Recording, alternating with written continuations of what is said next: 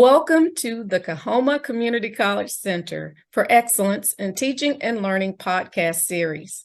I am your host, Dr. Ouida McAfee, and today we have as our guest Dr. Melvin Shelton, who is going to talk with us about students persisting in math. Welcome, Dr. Shelton. Thank you for having me, Dr. McAfee. It's a pleasure to be here. Awesome. Let me tell our listeners a bit about you. Dr. Melvin Shelton is a retired associate professor of mathematics at Albany State University. His 33-year tenure includes serving his last 10 years as associate professor and director of the Center for Teaching and Learning and Scholarship, which included serving as the director of the Albany State University Honors Program. Dr. Shelton also served on the ASU graduate faculty, where he taught mathematics and quantitative skills for pre-service teachers in the College of Education at Albany State University. He served 10 years as an adjunct graduate faculty member for doctoral dissertations at Valdosta State University. And as quiet as it's kept, he still tutors in math for a select few. So, Dr. Shelton, let's jump right in. Let's talk about how culturally responsive teaching ties to math. Thank you, Dr. McAfee. Let me respond by thanking you and, of course, Kahoma Community College for allowing this event to take place. I'm excited about it. It's my first podcast. So hopefully I'll learn something and I will enjoy it either way. I did teach mathematics at Albany State for a number of years. Not so many that I'm going to let people know, but around 30-ish. And it was a delightful experience. One thing about teaching in general, and it really doesn't matter if you're teaching mathematics or chemistry or physics or an education course. The teacher has to be mindful of his or her students. And what I mean by that is their background. We used to say when I was teaching that the professor must know his or her students. And knowing means not just being able to call their names or recognize their faces, but to know something about them, their background. And this is where culturally responsive teaching comes in. When we know something about the persons that we are educating, we tend to automatically do a better job. We can relate to them better. They can relate to the professor better. So culturally teaching, this cultural responsive teaching, is very important to not only the teacher's success, but also to the student's success. It's what is the term? It is, the term will come to me, but it's a small unit of society. Most of us who have taught have classrooms that are diverse. And one of the things we find in the diverse classroom, whether we're teaching mathematics or not, is that we're all different. So culturally responsive teaching means that the teacher has to reach each one of those cultures. And to do that, you need to know something about those cultures. It's particularly true in mathematics because mathematics is somewhat technical. And you have to be sure that you understand how different cultures grasp I'll say different formulas. I think we know in some cultures, for example, the reading of a text is from right to left. In our culture, in the West, we read from left to right. So many people think left-handed, depending upon their culture, while others may think right-handed, depending upon their culture. And you really have to be mindful of that when teaching mathematics, when you're using certain mathematical formulas. Okay, so let's talk about how to get the students there. How do we In math in particular, how do you get your students to attend class? Now, that's a good one. First of all, you might consider stressing the importance of passing. Uh, you can't pass if you don't come to class. So you have to figure out a way to get the students to see the importance of class attendance with success. The success rate is directly tied to class attendance. And once students are in class, you have to let them know that you care about them in a personal way. Get to know the student as best you can, have meaningful communication with the student. And this sort of attracts the student and sets up a natural self-interest for the student to want to attend class. I used to break dance on the desk. And so my students would come to class just to see what that old crazy professor was going to do the next day. And so sometimes I would dance in front of the class on the desk or sing to them or any number of outward going activities that would capture that student's attention and even hold their interest. Great example. How do you get the students to collaborate and do group work? Yeah. By getting them to know one another. I think this business of cultural diffusion, where you mix your students in, regardless of how different they might look or sound or think. When you mix your students in and they get to know each other, they're more receptive to working with each other. And therefore, that's the formula to successful grouping of students. So, Dr. Shelton, as a someone who worked in the Center for Teaching and Learning as the director, what ways did you support specifically math faculty in the classroom? Yeah. One of the things we did, first of all, is we had a mathematics library in our faculty, in our Center for Teaching and Learning. It was not a huge library. I suppose we had about a good 75 or 80, a little less than 100 mathematics books in our so-called mathematics section of our library. We set up a library in our center. And of course, we had other topics, books from other topics in there as well. But what we tried to do was set up resources to be supportive for our teachers in mathematics. They could come in and check out these books. And one thing about the mathematics and teaching mathematics, mathematics is a language, and success for learning mathematics is being able to speak and understand the language. Speak mathematical language and understand mathematical language. And so we thought that by having a number of different books, it just talk about the mathematics section of our library in our center. We thought that having different mathematics books, our professors would be able to read subject matter that one author said differently from the way another author may have spoken it. I, as a mathematics professor, would find myself looking up a concept when I was preparing for my courses. Sometimes I would reference 2, 3, or maybe even 4 different mathematics books to fully get an understanding of the concept that I was going to teach. Because some authors write horribly, I think, and while others write with notable simplicity. And you can read a topic in one book and not fully understand it. Read it in another book and the light comes on. Oh, this is what Nikolai Lobachevsky was talking about in his book. Now I understand it from, let me look back.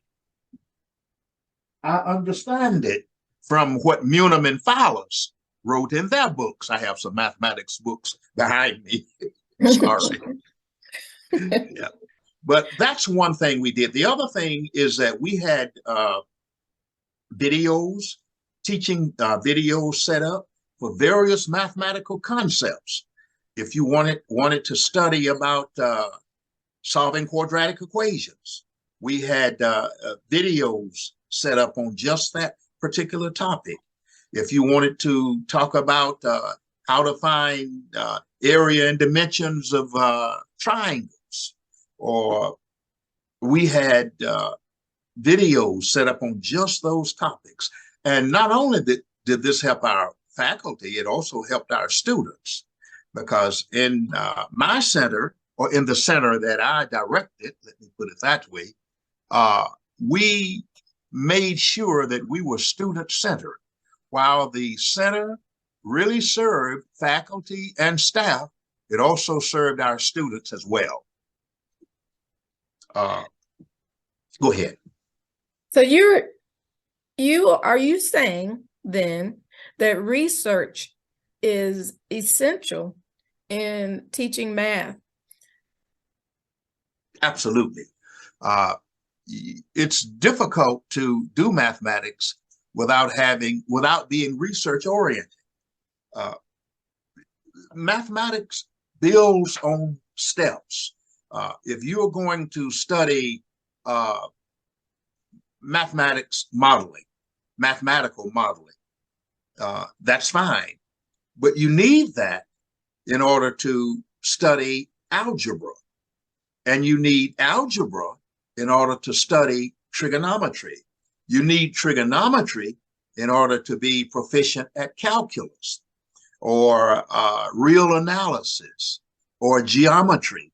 So in order for mathematicians or mathematics educators to be proficient in their field, it requires a lot of research. Research in the field. Now, mathematics is a broad field. Many people will come to you and say, oh, I need mathematical help. I don't know how to do these problems.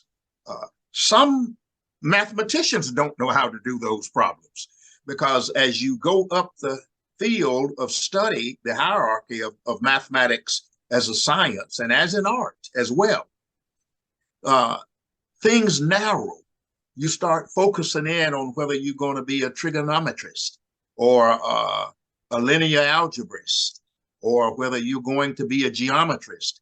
And you have that basic math undergirding you, but as you mature mathematically, particularly toward working toward degrees, you have to focus on one thing. So a misnomer is that mathematicians can do all math. That's not true. They may be able to do it from a fundamental point of view, but usually mathematicians specialize in one component of the great field of mathematics. Great point, Dr. Shelton. So how does that convey over to then facilitating learning for students in math who come in as maybe, well, just on different levels? Some are unprepared, some are excelling in math, but you have them in the same classroom. What's a good tip for us? Yeah, that is true. First of all, not all students learn the same way. I think as educators, we all know about, and we've studied about learning modalities, Piaget's theories on learning styles and thinking. So we have to, by, again, getting to know our students, we are better able to be resources, and that's all a professor or a teacher is a resource for learning. That's the human part of the resource. The other aspect of resources is all of the books and materials, the videos, the television episodes on the subject that you look at. So it requires, to get those who are not up to speed where the others are, it requires that you work hard. You have to be willing to provide, well, first of all, identify the weaknesses. You must identify which areas are strengths for your mathematics students and which areas are weaknesses for your mathematics students. And then you have to drill down on those areas of weaknesses. Another thing that we do in mathematics, and this is practiced in all teaching subjects, is the notion of pairing students who are strong in certain concepts with students who may not be as strong in those concepts. It's a partnering effect to learning. Do you find that that technique of partnering works with non-traditional as well as traditional? So adult students as well as traditional students? Yes, very good question, Dr. McAfee. Sometimes it does, and at other times it doesn't. But I think that it is internal to the student. Non-traditional students bring different fears to the classroom. They have different reluctances to the class in learning. Some of them feel that it's embarrassing that I'm 45, I'll pick that age. I'm 45 in here, and with a bunch of students that are 18 to 22 years old, and they are reluctant to open up. So one of the things you have to do is get everyone to feel comfortable in the classroom, that it doesn't matter about age. Differences in the classroom should not matter. And that goes to our cultural awareness and culturally responsive teaching. I've taught in classrooms where students were very different. And what I had to do was be understanding of those differences. Oftentimes let's step outside of the boundaries of the classroom. We see people who look different from us and we size them up. We judge. And we formulate our own opinions of those people based on how they look or their actions. That is not cultural relativism. We have to become culturally relative in the classroom, just as we should outside of the classroom. So we're going to get, say, non-traditional students to become the team players that they ought to be, then we have to make them as comfortable as possible. So, Dr. Shelton, we are talking about persisting in math, again, with Dr. Melvin Shelton. And Dr. Shelton, as we end or conclude with about being culturally responsive in the classroom, will you speak to how students are impacted outside of the classroom because of these, let me restate that. Let me ask you this way. Students come to the classroom with labels, Yes. specifically in math, that because they're this, they can't do math. Because they come from here, they can't do math. So what's a way that faculty or instructor can address that in the classroom? Yeah. First of all, I say students come to classroom with a lot of baggage. Yes. And one thing we have to do as instructors is first identify what that baggage is. If we don't know the problem, we cannot solve the problem. So we must realize or identify and understand what the issue is with a student that has baggage. We just have to open up that suitcase and examine that baggage, and then we can start fixing it. Okay. And what if we know that one of those ways, because as faculty, we've heard it, what if we know specifically that students are being told that because you are from this area, of this rural area, that you are unable to learn math? Yeah. And that, is that it? That's it, sir. Yeah, let me respond to that. Yeah. Therein lies the issue of cultural relevance. Where you come from is a part of your culture. I think I wrote something down. Every culture has a different set of beliefs and customs. And so sometimes people shy away from the masses because they feel differently. But there's baggage sometimes that you cannot see. And that's where you find you have to address that problem by getting to know the student. And once you know that student, you've identified the problem.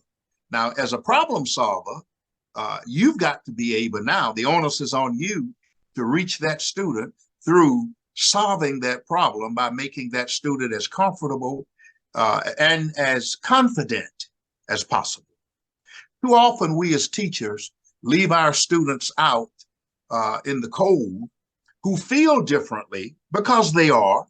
We should become tolerant. We should become aware and understand that those cultures are different. Open that suitcase, see what that baggage is.